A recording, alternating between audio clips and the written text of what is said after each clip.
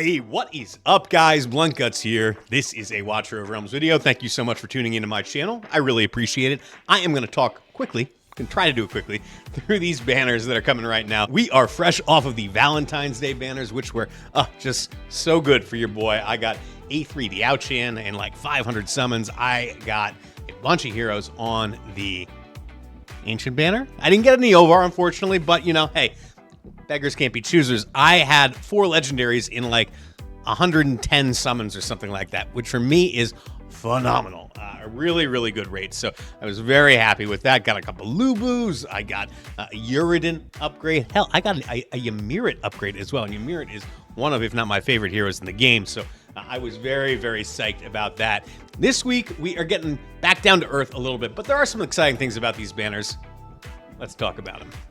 So I think the first place to start is probably with the least exciting, and that is these crazy Invocation of Spirits as well as the crazy Divine Summoning banners. These are just 2 times pretty bland, but pretty effective as well, especially if you are early game or mid game. Honestly, I feel like these banners get kind of a bad rap. It's not a bad way to go. If you're just looking to pull some summons, get some gold, this is a good place to start. So I think either one of these banners, if you are early game, not a bad idea to pull on them. However, I do feel, after playing this game for a year and a half, like Watcher of Realms, largely, it is about getting the right heroes, not just getting a lot of heroes. And more than that, it is about getting the right heroes over and over again so we can awaken them. So let's go talk about the 15x banner.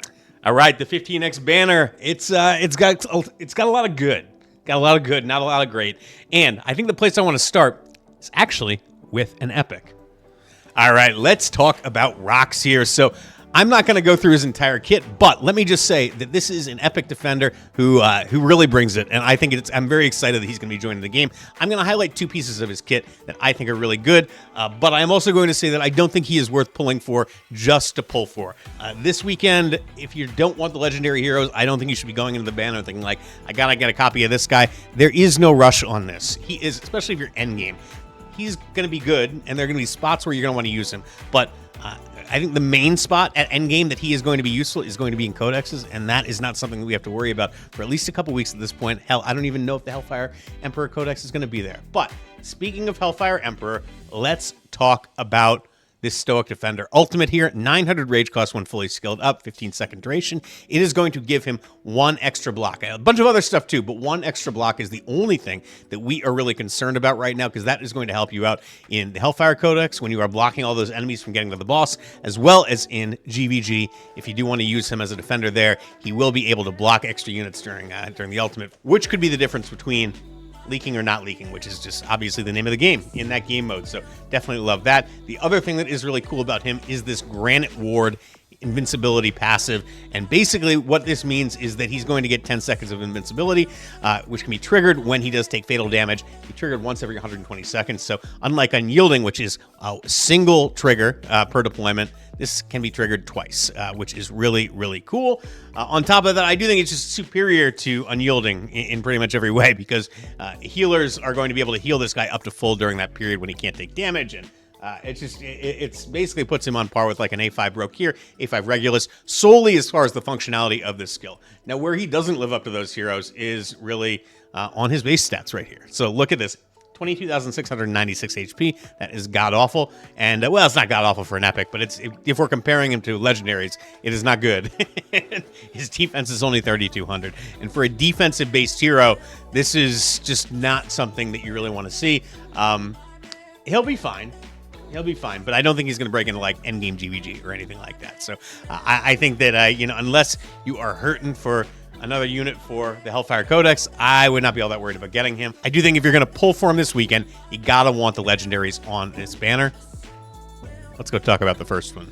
So I want to start with Calypso here. She is kind of the belle of the ball this weekend. She's getting a new skin, and we've got a Calypso exclusive artifact event, summoning event, fragment event, whatever you want to call it, going on right now, which is interesting to say the least. I think it's kind kind of like I said, it's a low-key weekend. We don't need to worry about this. You know why?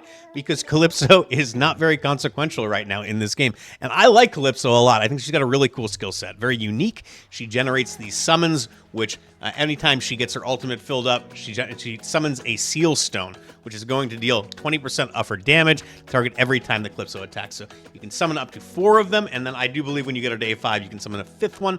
So that basically means she can hit 6 times at once every single time that she attacks once she has max seal stones. Now this is going to go down to a 500 rage cost ultimate. Seal stone damage is going to go up to 30% when she is fully skilled up. Very cool hero. And you know, the problem is that she's an OG and she's been power crept at this point. I think that if they had given her some kind of a buff to go along with the skin, or if the exclusive artifact was more significant, had a bigger impact on her damage, then maybe that might be something that that would kind of change the way that we looked at her. But I just don't think that she's that good, unfortunately. And so I definitely don't think that she's worth pulling for. As far as awakenings are concerned, I do want to just kind of say that really the only one that matters is the A5. So I'm not going to talk about the other ones other than to say that they are largely around, well, it's not just the A5. I guess the A3 and the A5. But there are a number of them that are based around generating more rage, which is great because it gets her to max seal stones faster, max damage output faster. But once you are at that max damage output, those max seal stones, then you are not getting anything from those skills because rage ceases to become important for her. She doesn't actually get any damage from the rage. She just is able to summon more seal stones, and that caps out eventually. So, yeah, they say one, only good until she maxes out her seal stones, and then not so good. But the A3 does give her this evil protection skill, which basically allows her to double hit for about 40% of the time. At base, when she is at A3, all of a sudden you get almost 50% uptime on this, which is really, really nice. The A5 is +1 to the seal stone cap, so it should go up to 5. Very cool. Very, very cool. You know, you like that. That theoretically it's a 20% increase to her seal stone damage. I feel like I can't keep saying seal stone. Seal stone. Can't do it. But in any case, guys, look, cool hero. I just wish she did more damage, and she doesn't really bring anything else to the table. So if she doesn't do a lot of damage, then there's really not much that you can do with her, unfortunately. I do like her. Don't be upset if you do get her. I think she's probably somebody who potentially could be a candidate for a rework at some point in the future. She is a featured boss in a number of different areas in the game, so I could definitely see them reworking her at some point, but as it stands right now, I just don't think she's worth going for. Let's go talk about the main attraction. So the headliner of this banner is Lord Phineas. He's a hero that I really do like, and he's got a lot of things going for him that are really, really cool. He's got some buffage. He's kind of like, in some ways, he's kind of like the infernal answer to Lust. He does a lot of things to benefit his faction, and that is really cool. And you know what else is really cool is these base stats, because good God, 30,726 base HP, 7249 attack. He is a monster, and he does exclusively magic damage. You can see his big flaw, only 1 tile range, and that kind of kills him. During the ultimate, he does get a 3 tile range, so that just kind of changed things. But, you know, he is just single target, and the 1 tile range really limits his effectiveness in GVG. I do remember, I think originally he was supposed to have a 3 tile range, and then they changed that to being only during the ultimate, and that really just kind of killed my hopes and dreams that this guy could be a really good GVG hero. So let's talk about the awakenings here. There are 2 of them that matter.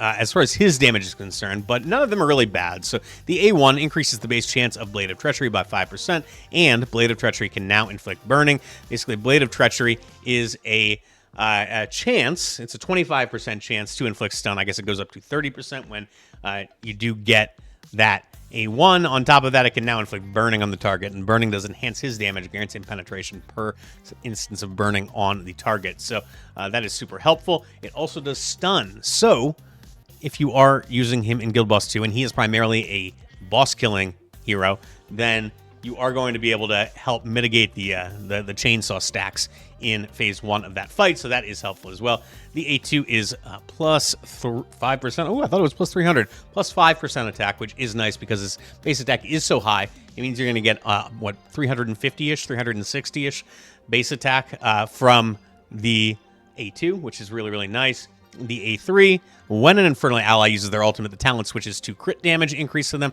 It is 25% typically. It goes up to 50%. This is the aspect of his kit where he buffs the other Infernals on the team, which is really, really nice.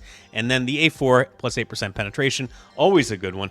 And the A5, this one is really good. After the ultimate ends, 50% chance to retain Viscount's Flame. Basically, every time an ally uses an ultimate, he gets 25% crit damage, stacking up to 5. When he uses the ultimate, the contribution from that doubles, meaning that each stack gives him 50%, and then he loses those stacks when the ultimate ends, unless you have him A5, in which case he has a 50% chance to retain those stacks, meaning that he could potentially, well, half the time anyway, he will have 125% crit damage after the ultimate ends. A bonus, I should say, 125% crit damage. So, good hero, awesome hero. Based on my testing, the A1 and the A5 are the ones that increases damage most significantly. You get somewhere in the neighborhood of about 18% from the A1 and about 27% in total from the A5. So the A1 is the big one for his personal damage, but if you're looking to use him as a buffer, then the A3 is solid as well. My issue with Phineas is really just when he appeared in the game. Unfortunately, by the time he was released, the Infernal faction had kind of fallen out of vogue. There's not really a good spot for them right now. Now, you can use him in Guild Boss 2 comp for sure. There are spots where he's very, very functional, but as far as like being in the meta and being one of the best units in the game, he's not in the right faction. I think if he was in a different faction, we'd definitely be more desiring of him. And getting Awakenings of him is not a bad thing, because you never know when that key hero is going to be released and all of a sudden Infernals are back on top and that kind of thing. But as of right now, I just don't think he's really worth pursuing. I think that you should kind of passively collect some copies of him, and if things change, then hey, maybe the next time his banner comes around, you go hard on him. But I would not do it this time around. So that's kind of my take. Look, not bad banners by any means, but at the same time, I do think that there are probably better ones on the horizon. So I think, if you're desperate to pull, it's not the worst spot to do it, but I think that you'd be better off waiting. If you are early game, I don't think these banners, I don't think the 15x anyway is for you. I think that, you pull on the 2x if you really feel like you must summon, but I think, again, waiting is probably going to be to your benefit. So that is my perspective. Sound off in the comments. You guys summoning this weekend? I know some folks probably feel like they want some more copies of Phineas, but your boy is going to be saving. I think there's some good stuff coming. So, good luck if you are summoning.